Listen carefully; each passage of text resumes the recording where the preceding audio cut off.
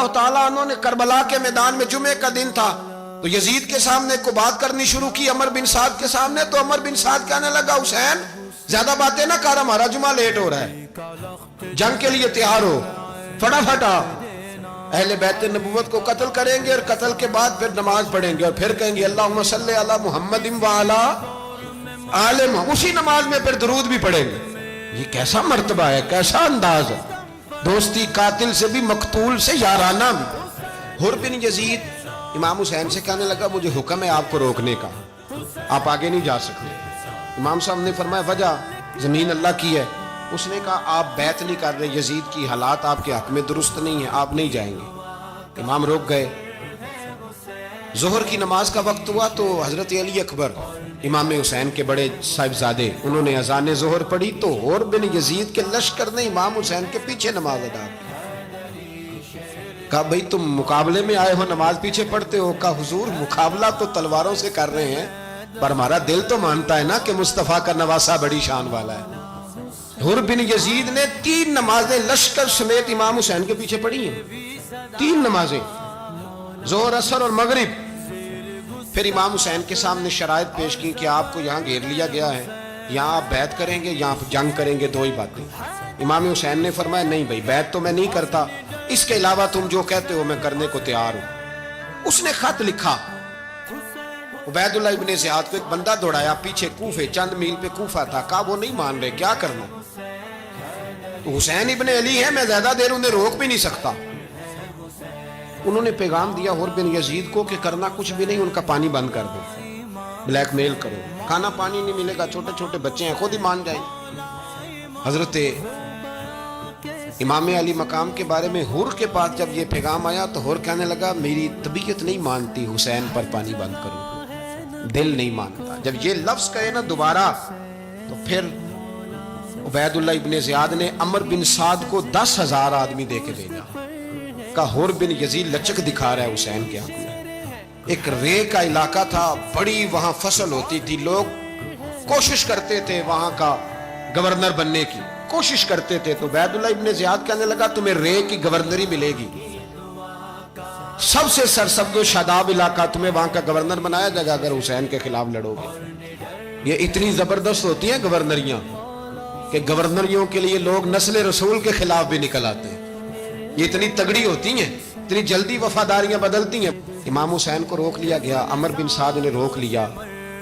1 محرم کو امام آئے, 7 محرم تا روکا گیا, 7 محرم کو پانی بند کر دیا. جانور پانی پیتے تھے, گھوڑے پیتے تھے, کتے پیتے تھے, لیکن مصطفیٰ کے گھرانے کو پانی پینے کی اجازت. 3 دن تک پانی بند رہا. 9 محرم کو عمر بن سعد نے اور لوگ بلائے.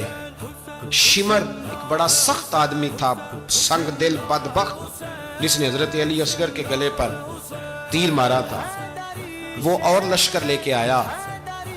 رات کو کہنے لگا امام حسین رضی اللہ تعالیٰ عنہ سے کہ بس بڑا ہو گیا, یہ 9-10 محرم کی درمیانی رات, یا آپ جنگ کریں گے یا آپ بیعت کریں گے, 2 ہی باتیں.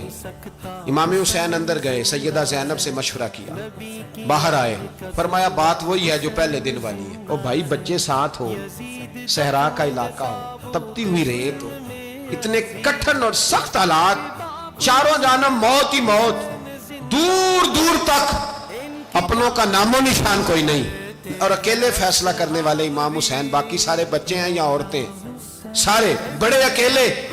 امام حسین رضی اللہ تعالیٰ عنہ نے فرمایا بھئی بیعت تو میں نہیں کرتا, باقی جو تمہارا پروگرام ہے. شمر اور ابن سعد کہنے لگے پھر جنگ کے لیے تیار ہو جائیں. کیا انداز ہے امام حسین کا. فرمانے لگے کل جنگ کروں گا, مجھے پتا تو ہے جنگ کا نتیجہ کیا نکلنا ہے, 1 رات مجھے دے دو تاکہ میں کھل کے اپنے رب کی عبادت تو کر لوں. حسین نے جانا ہے, مجھے پتا ہے کل رزلٹ 72 اور 22,000 کا کیا, 1 رات مجھے دو, میں مالک سے راز نیاز تو کروں. میں گویا اس سے پوچھوں تو صحیح کہ مالک میرے والد بھی شہید ہیں, بھائی بھی شہید ہیں, نانا کو بھی دکھوں میں دیکھا ہے, تو اب میری باری ہے تو مالک میں حاضر ہوں, مجھے موقع تو دو. اس لیے کہ میرے نانا نے بدر میں بھی ساری رات عبادت کی تھی, صبح مجھے موقع دو. اور دنیا کا اصول ہے جب کوئی موقع مانگتا ہے تو دیا جاتا ہے. یہ دونوں کہنے لگے کوئی موقع نہیں. حر بن یزید پیچھے سے بولا, کہنے لگا نہیں, बदतमीजी ना करो, हुसैन को मौका दो, तुम्हें देना पड़ेगा। मौका दिया। हुर बिन यजीद ने फिर मिन्नत की, कहा हुजूर आप मेहरबानी करें मान जाएं। फरमाया मानने वाला खाता कोई नहीं। फरमाया मानने वाला खाता, बोलिए मानने वाला खाता, ये बड़ा मुश्किल काम है भाई। ज़मीर का सौदा अब तो आम हो गया, बाजार लगते हैं, रेट लगते हैं, अपनी अपनी चाहतों पे लोगों ने अपने अपने अंदाज सजाए हुए। कोई आदमी बस अच्छे तरीके से नाम ले ले तो बस हम उसके पीछे चल जाते। अब तो आम हो गया ये मामला। इमाम हुसैन ने फरमाया हो ही नहीं सकता, मुमकिन ही नहीं है। सारी रात इबादत में गुजरी, रियाजत में गुजरी। तहज्जुद का वक्त हुआ तो घर वालों को बुलाया।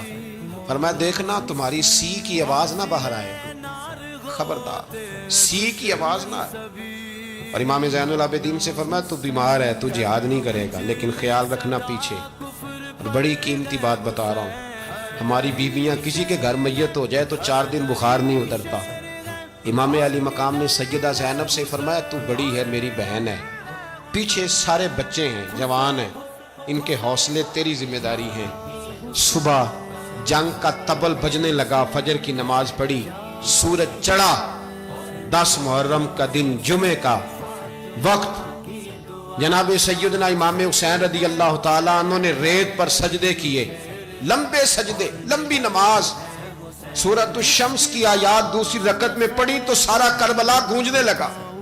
क्या अंदाज़े तकल्लुम था इमाम अली मकाम का। नमाज मुकम्मल हुई तो हुर बिन यजीद, अमर बिन साद और शीमर से कहने लगे वाकई हुसैन से लड़ोगे? पता नहीं कौन है। कुल्ला असालुकुम अलैहि अजरन, तुमने नहीं पढ़ा? इल्लल मवद्दत फिल कुर्बा, तुम्हारी आंखें बंद है। अल हसन वल हुसैन सय्यदु शबाब अहले जन्नह, तुम्हें नहीं पता? कहने लगा चुप कर, हुकूमत नजर आ रही है। और बिन यजीद कहने लगे फिर मेरा भी फैसला सुनो, मुझे हुकूमत नहीं चाहिए, मुझे जन्नत चाहिए। हुकूमत नहीं चाहिए। इमाम हुसैन की पहली फतह देखें, और बिन यजीद एड़ी लगा के ना यजीद के लश्कर से निकल के इमाम हुसैन के लश्कर में शामिल हो गए। और पहला शख्स जिसने इमाम हुसैन को रोका, इमाम हुसैन के नाम पर पहला सर